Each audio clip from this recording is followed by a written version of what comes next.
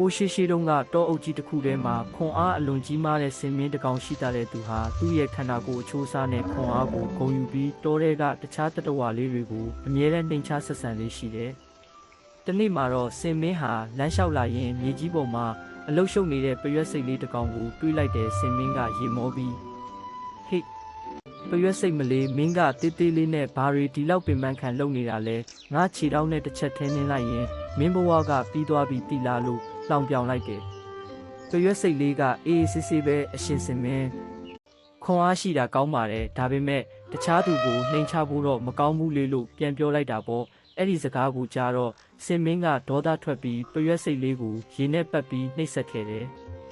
နောက်တစ်နေ့မှာတော့ဆင်မင်းဟာအိပ်ပျော်နေတော့ပရွက်စိတ်လေးကဆင်မင်းရဲ့နှမောင်းထဲကိုတိတ်တဆိတ်ဝင်သွားလိုက်တယ်ပြီးတော့နှမောင်းထဲကနေအာရပါရကြိုက်တော့တာပဲဆင်မင်းဟာနာလုံးလို့အော်ဟစ်ပြီးနှမောင်းကိုဘလို့ပဲခါထုတ်ပေးမယ်ပရွက်စိတ်လေးကထွက်မလာဘူးနောက်ဆုံးမှာဆင်မင်းကငိုယိုပြီးတောင်းပန်ပါတော့တယ်အမောင်ပရွက်စိတ်ငါ့ကိုခွင့်လွတ်ပါငါအယမ်းနာနေပါပြီဘသူကိုမှမနှိမ်တော့ပါဘူးလို့ပြောလိုက်မှပရွက်စိတ်လေးကအပြင်ကိုထွက်လာခဲ့တယ်အဲ့ဒီနေ့ကစပြီးဆင်မင်းဟာဘယ်တတဝါကိုမှမနှိမ်တော့ပဲတောထဲမှာအားလုံးနဲ့ချစ်ချစ်ခင်ခင်နေထိုင်သွားပါတော့တဲ့